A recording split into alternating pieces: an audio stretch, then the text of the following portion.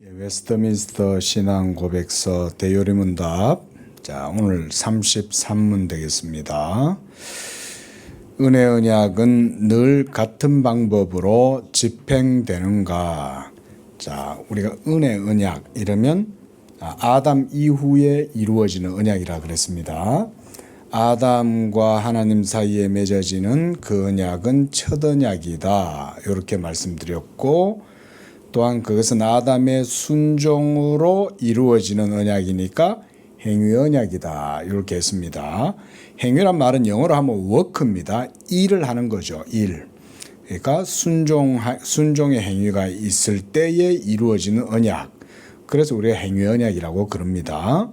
자, 그러면 이제 아담의 타락 이후에 이루어지는 언약은 은혜 언약입니다. 자, 노아 언약도 은혜 언약이고, 그 다음 아브라함 언약도 은혜 언약이고, 모세의 율법 언약도 은혜 언약입니다. 그리고 우리가 새 언약이다 라고 얘기할 때도 새 언약도 은혜 언약이죠. 은혜로 이루어지는 거잖아요. 그런데 우리가 왜 그러면 새 언약이라 그러냐? 그것은 율법과 대비했을 때 율법은 옛 언약, 그러니까 올드 테스터먼트라 그러고, 그 율법과 다른 새로운 그런 의미에서 뉴 테스터먼트라 그러는 거죠. 그러니까 율법 언약도 은혜 언약이고 새 언약도 은혜 언약이다. 이렇게 보시면 돼요. 그런데 이제 오늘 여기서는 뭐냐면 은혜 언약은 늘 같은 방법으로 집행되는가 그러잖아요. 그러면 구약의 율법 언약과 신약의 새 언약, 이것이 같은 방법으로 집행되는 것이냐, 이제 이런 말이죠. 자, 답을 한번 읽어보겠습니다. 시작. 은혜 언약은 항상 같은 방법으로 집행되는 것이 아니다. 즉 구약 아래 집행되는 것과 신약 아래 집행되는 것은 서로 다르다. 우리가 이런 걸 그래서 신학적으로 교리적으로 경륜상의 차이다. 이렇게 표현하죠. 경륜상의 차이. 그러니까 하나님의 구원의 경륜이 구약의 율법 언약 아래에서는 율법의 방식 안에서 이루어졌지만, 신약의 예수 믿는 믿음의 그 새 언약, 복음의 시대는 또한 경륜상 율법 언약 시대와 다르게 이루어졌다. 이런 말이죠. 그래서 이것을 경륜상의 시행상의 차이다. 이렇게 말합니다. 하나님의 언약의 시행상의 차이.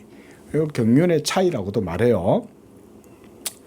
자, 그런 의미에서 은혜 언약이 같은 방식으로 집행된 건 아니었다. 자, 옛 언약, 율법 언약은 모세의 율법의 계명 아래에서 하나님을 섬겼죠. 그리고 율법 조문을 지킴으로써 하나님을 섬겼던 거죠. 우리가 출애굽기, 우리가 이제 새벽기도 때도 봤지만 출애굽기의 그 안에도 보면 하나님을 섬기는 예법들이 계속 제시가 되잖아요.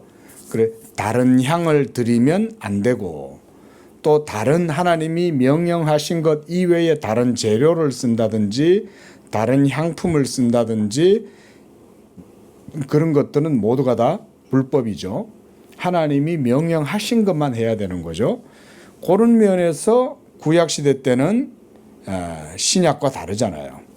근데 신약시대 때는 어떻습니까? 오늘날 우리는 벌써 성막을 통해서 하나님을 예배하거나 기도하지 않죠.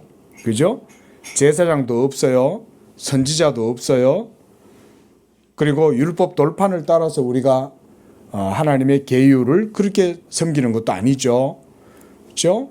그럼 오늘날은 목사가 복음을 전하고, 그 복음 전하는 것도 사도의 전통에, 사도 신앙의 전통에 따라서 목사가 복음을 전하죠. 제가 아침에도 잠깐 그런 얘기를 했지만 복음 전하는 게 중요한 거예요. 초대교회 때도 사도들도 복음을 전했고, 오늘날 신약의 목사들도 복음을 전하는 거예요. 이 이후에 또 새로운 목사들이 또 생겨나도 그 목사들도 복음을 전해야 돼요. 요게 이제 신약의 방식이죠. 그리고 구약 시대 때는 여러 예법이 있었지만 신약 시대 때 성례는 우리가 세례와 성찬 요 두 가지만 있죠. 이런 의미에서 이제 시행상의 차이가 구약과는 다르죠. 그렇죠? 그때는 율법 아래에서 율법의 계명을 따라서 의식법을 지키고 행함으로써 하나님을 섬겼지만 오늘날은 이제 성령을 힘입고 믿음으로 하나님을 예배하고 또 이렇게 복음 선포되어질 때 이 복음의 말씀을 듣고 아멘 함으로써 하나님을 예배하고 이런 게 이제 다른 거죠. 차이가 있죠. 하지만 본질은 신약이 훨씬 더 본질적으로 회복된 겁니다. 구약은 모형이에요. 구약은 모형적이고 상징적이고 그림자였지만 오늘날 우리는 더 이상 그런 게 아니었다. 자, 그 얘기를 이제 34번에서 얘기를 합니다. 34번 읽습니다.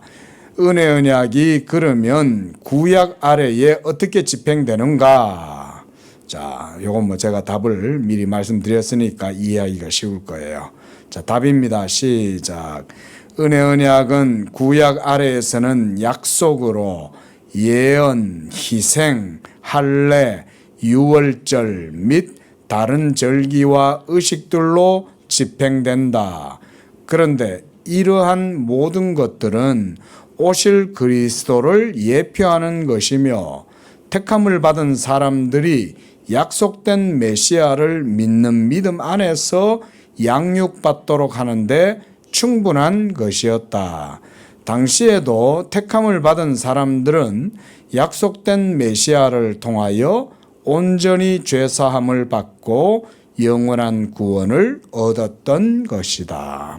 예, 앞서 제가 설명을 잠시 드렸지만 구약 아래란 율법 아래를 얘기해요. 그래서 율법 아래의 그 약속 가운데에서 예언과 또 하나님께 대한 희생, 제물, 제사와 할례와 그리고 유월절이나 다른 절기 여러 의식들 이런 것들이 집행이 되었죠. 그런 걸 하면서 이제 그런 걸 통해서 장차 오실 그리스도에 대한 예표를 그들은 믿었다 이 말인 거예요. 예표를. 자, 약속은 아직 이루어진 게 아니죠. 약속은 장차 이루어지는 거잖아요. 그러니까 약속을 믿은 거예요. 그 말은 아직 그 약속이 성취가 안 됐어요. 이스라엘 백성들도 이 언약도 이스라엘 백성들에게만 한정되어져 있었죠. 지금은 어때요? 지금은 이 복음이 구약의 이스라엘 민족에게만 한정된 게 아니죠. 지금 이 복음은 전 세계로 퍼져나가죠. 지금은. 그래서 예수 복음이 전파되어지는 곳마다 이 복음의 역사가 나타나서 하나님이 사람들을 끌어모으는 겁니다. 그걸 아셔야 됩니다. 자, 우리가 전도를 해요. 우리 강도사님이 전도를 하는데 오늘도 사역을 하셨어요. 자, 그런데 내가 전도해서 전도 때문에 일어난다. 이렇게 보시기보다는 하나님이 자기의 택하신 사람들을 효과적으로 불러 모으시는 거예요. 지금도 전 세계 선교사들이 그 일을 하고 있는 겁니다. 그래서 선교사님들이 오지든 선교지에 가가지고 사역을 하시면은 그들이 열심히 복음을 전하잖아요. 그러면 하나님이 그 지역에 있는 영혼들을 교회로 불러 모으시는 거예요. 그 과정 속에 우리가 수고하고 헌신하는 겁니다. 그러면 열매는 하나님이 맺게 하시는 거예요. 자, 이렇게 해서 신약의 시대 때는 구약과는 다른 형식으로 이루어졌다. 이렇게. 그래서 그 제일 밑에서 세 번째 줄 보면 당시에도 그러니까 구약 시대 때도 택함 받은 사람들은 약속된 메시아를 통해 죄 사함을 얻고 영원한 구원을 얻었다 그랬습니다.